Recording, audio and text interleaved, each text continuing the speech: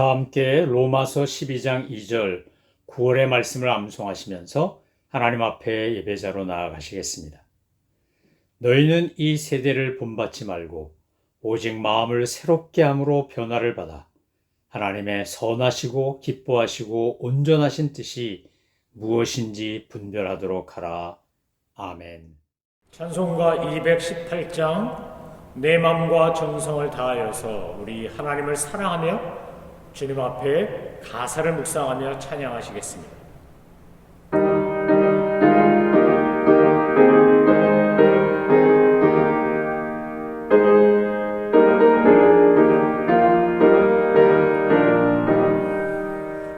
내 맘과 정성을 다하여서 주 너의 하나님을 사랑하라. 내 몸을 아끼고 사랑하는 형제와 이웃을 사랑하라. 주께서 우리에게 명하시니 그 명령 따라서 살아가리. 널 미워해치는 원수라도 언제나 너그럽게 살아나라. 널 핍박하는 자 위에서도 신실한 마음으로 복을 빌라. 주께서 우리에게 명하시니 그 명령 따라서 살아가리. 나 항상 주님을 멀리하고 형제를 사랑하지 못하였다. 이러한 죄인을 사랑하사 주께서 목버려 주셨다. 속죄 큰 사랑 받으리고 내 생명과 바쳐 충성하리.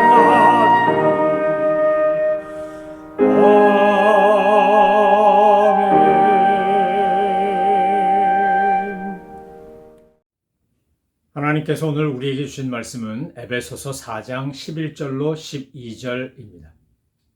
하나님의 말씀을 받들어 읽겠습니다.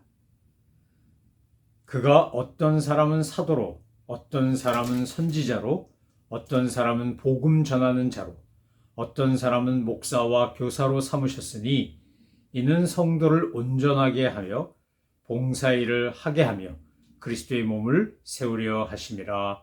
아멘. 사도 바울은 하나님께서 우리에게 원하시는 것이 무엇인지를 에베소서 4장에서 하나됨이라고 하는 것으로 표현합니다. 하나님이 원하시는 것은 다양성 속의 일치를 이루는 통일, 하나됨이라는 겁니다. 다투고 갈등하고 분열하는 것은 하나님이 원하시는 것이 아니라 사탄이 원하는 것입니다. 옳고 그름의 문제를 무시하라는 말이 절대 아닙니다. 다양성 속의 일치를 추구하는 통일성에 있어서 이 통일성은 다름을 틀림으로 혼동하지 말고 서로 다른 것을 인정하고 존중하라는 겁니다. 하나님은 우리에게 절대로 획일적인 통일, 동일화를, sameness를 원하는 게 아닙니다. 하나님이 말씀하신 unity는 oneness, 하나가 되는 겁니다.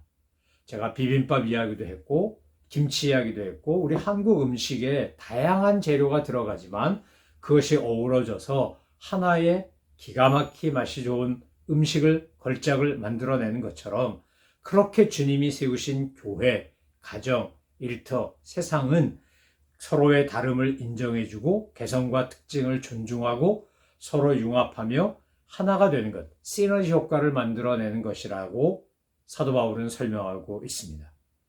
교회와 가정과 일터와 사회가 서로 존중하고 배려하지 않으면 하나가 될 수 없습니다.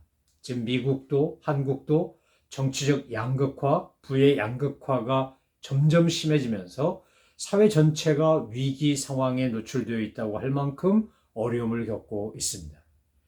다툼과 갈등이 많아지고 서로에 대한 몰이해와 적대감이 커지면 결국 이것은 분열로 이어지고 말 것입니다.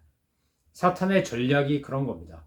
극단적으로 무언가를 주장하고 상대방에 대한 포용성을 소멸하고 인정하지 않고 갈등하고 다투다가 분열하게 만드는 것이 사탄이 갖고 있는 목표이고 전략입니다.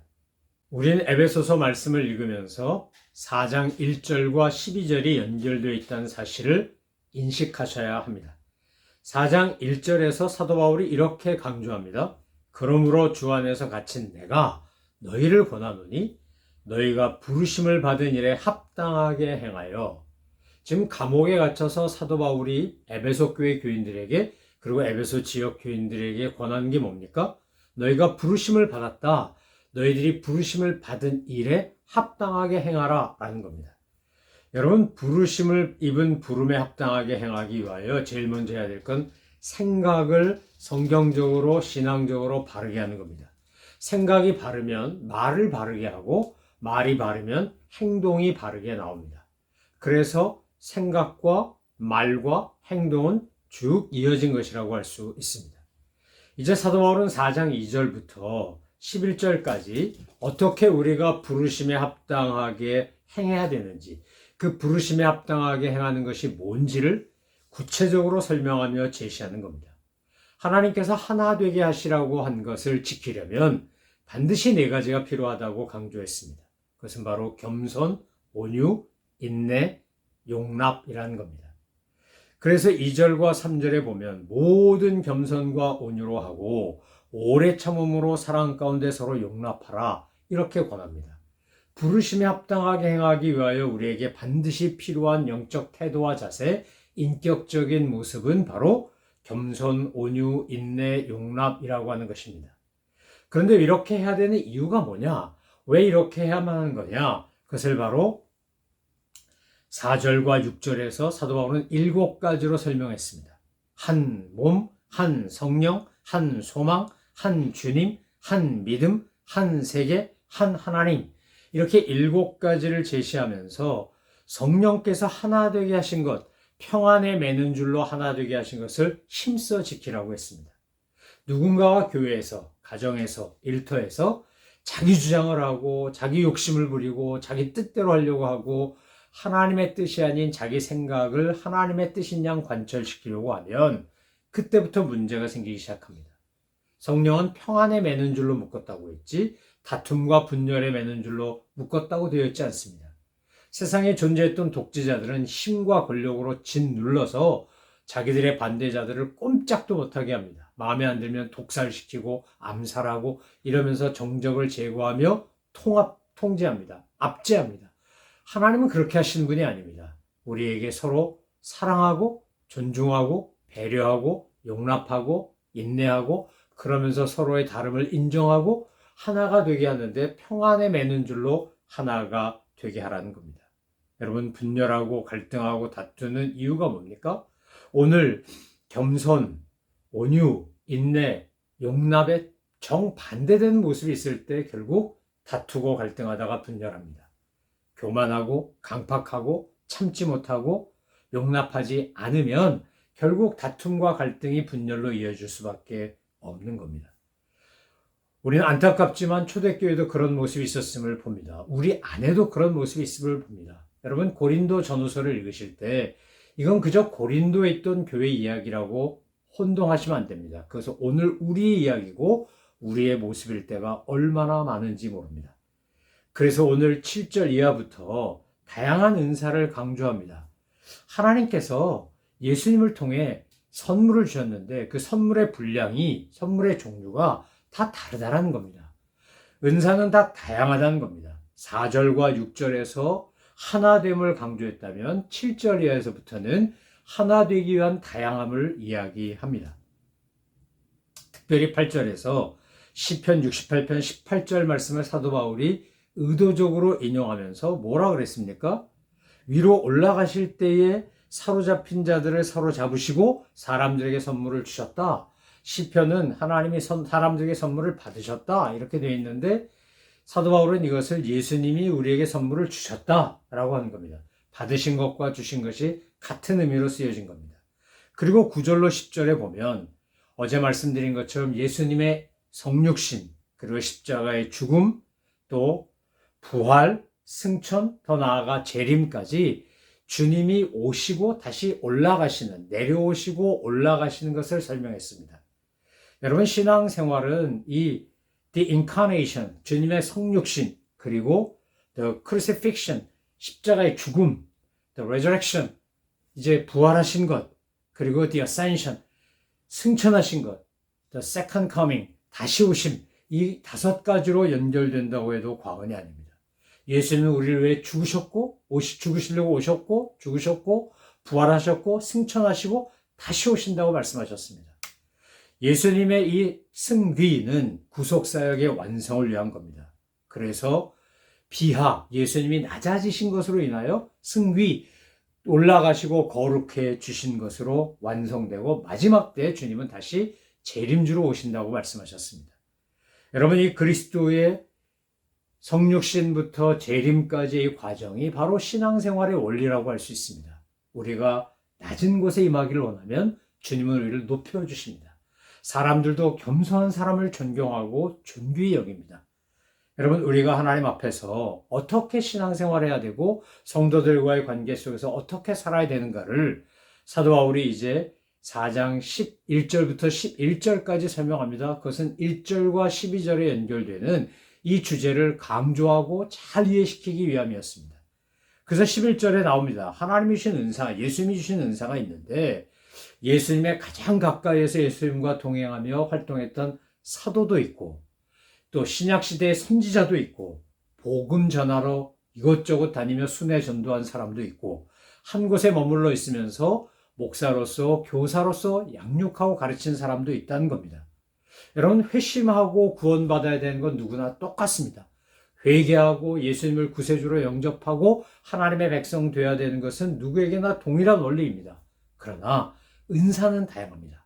여러분, 어떤 사람은 찬양의 은사가 있고 어떤 사람은 섬김의 은사가 있고 어떤 분은 가르치는 은사가 있고 어떤 분은 다스리는 은사가 있고 하나님이 주신 은사는 다양한 겁니다. 그러니까 내 은사는 우월하고 너의 은사는 열등하다 이렇게 말할 수 없는 겁니다. 우리에게 주신 은사는 다 소중하고 존귀한 겁니다. 이것이 함께 이루어져서 어떻게 된다는 겁니까? 12절 말씀해 보니까 이렇게 다양한 은사를 주시고 하나님께서 사도 바울을 통하여 이렇게 하나 되는 것을 강조하신 이유가 12절 이겁니다. 우리가 어떻게 되는 겁니까? 성도를 온전하게 해서 봉사일을 하게 하고 그리스도의 몸을 세우려 하심이라. 하나님이 우리를 부르시고 택하시고 하나님의 자녀 삼으신 것, 영광의 찬송을 부르고 우리에게 주님이 주신 신령한 은사를 통해 선물을 통해 결국 세상에는 봉사일을 하고 교회는 그리스도의 몸을 세우는 역할을 하는 온전한 성도가 되게 하려고 한다는 겁니다. 여러분, 우리는 온전하지 않습니다. 우리는 부족합니다. 우리는 연약합니다. 한계가 있고 실수가 있고 우리에게는 허물과 죄가 있습니다. 그런데 그런 우리를 주님이 사랑하셔서 예수님이 우리를 위해 죽으시려고 찾아오셨고 우리의 모든 죄를 다 탕감하시며 죽으셨고 부활하셨고 그리고 승천하시고 다시 오신다고 약속하셨습니다. 그 예수 그리스도의 보혈의 공로와 성령의 능력으로 말미암아 우리가 온전해지는 거지 내 힘으로, 내 지식으로, 내 능력으로 온전해지는 게 아닙니다. 그래서 성도는 은혜로 사는 겁니다. 은혜로 살았고 은혜로 살고 있고 은혜로 살아갈 것입니다. 우리에게 정말 필요한 건 그래서 하나님의 은혜고 자비입니다. 주님의 긍휼하심과 도우심이 없다면 우리는 결코 믿음 생활을 온전히 할 수 없습니다.